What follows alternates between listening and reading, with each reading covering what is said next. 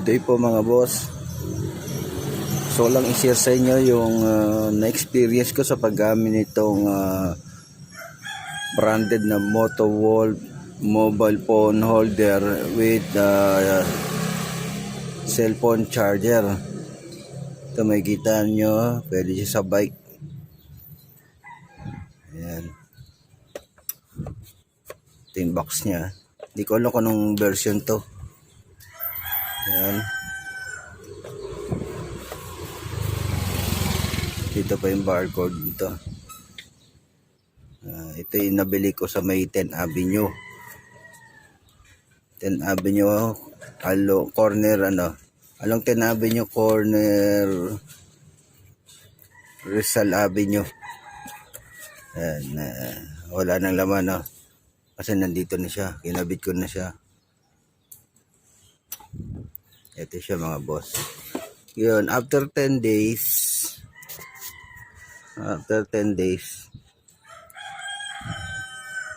hindi na gumagana yung charger na pantry natin. Ayan mga boss. Ito, kusang natanggal yung kita nyo. Mga pansin nyo boss, kusang natanggal yung niya, yung housing niya. Kaya wala na siyang takip. Nalaglag na lang kusa mga boss. Habang tinatakbo natin yung EDSA. Hindi ko lang kung nalaglag. Kinakapa ko siya habang nagmamaneho.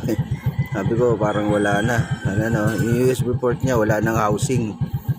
Kusang natanggal mga boss. Dito siya nakakabit Ayan dito siya nakakabit. Wala na ngayon. Kasi di na rin gumagana. Nagkukulay blue to mga boss. Ito nagkukulay blue. Pero wala na. Hindi na gumagana. Kaya yan, after 10 days yan na yung nangyari sa kanya. Hindi ko alam bakit. Binalik ko dun sa binilang ko yung nagkabit. Ang halaga nga pala ito boss 900 plus 100 yung labor. Bali halos 1,000. Ngayon bumalik ako doon sa pinagpagawaan ko, pinagpakabitan ko nito. Sabi naikabit na raw, nagamit na raw. Kaya ako baga hindi na gumagana itong mobile charger niya, cellphone charger. Nawala na rin yung ilaw mga boss Kaya lang siya, cellphone holder. At ang isang napansin ko dito mga boss, masakit siya dito, yung hawakan niya, yung pag naghihigpit ka ng cellphone, masakit sa daliri mga boss. Dapat hindi ganito. Dapat ganito man lang ito para masawa ka na mabuti. Pero ito kasi pag naghihigpit ka ng cellphone, masakit talaga sa daliri mga boss. At dito naman kahit na sobrang higpit mo na dito nahigpitan mo na siya, gumaganon pa rin siya Ayan, yan lang aking na-experience mga boss. Ewan ko lang sa iba. Paki-comment na kung ano na-experience nyo sa paggamit itong Motowolf. Sa kung anong version to. Yun lang mga boss. Salamat. Tingnan natin kung anong version o anong model to.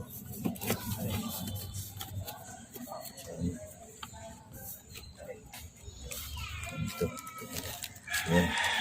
Basahin natin yung manual. Okay.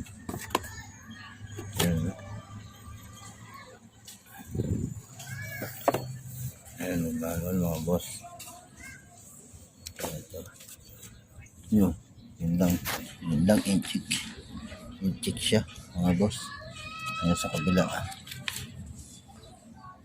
Ayan, patay tayo dyan. Ito pala. Ayan. Ito sa kabila inchik yan. Sa kabila English yan. Ayun. Ito na mga boss. Ano siya? Ang model niya ay model 2821. Saka basa niya ba mo? Yan 2821 at 2821B. Yan. Yung ano. Ito. Yan natin yung video. Yan yung manual.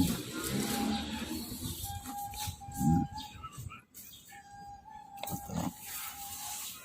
Ayan.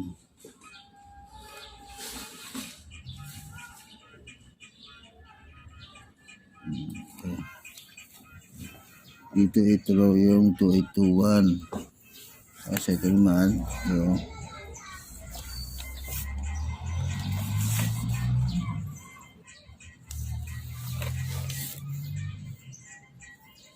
2821B.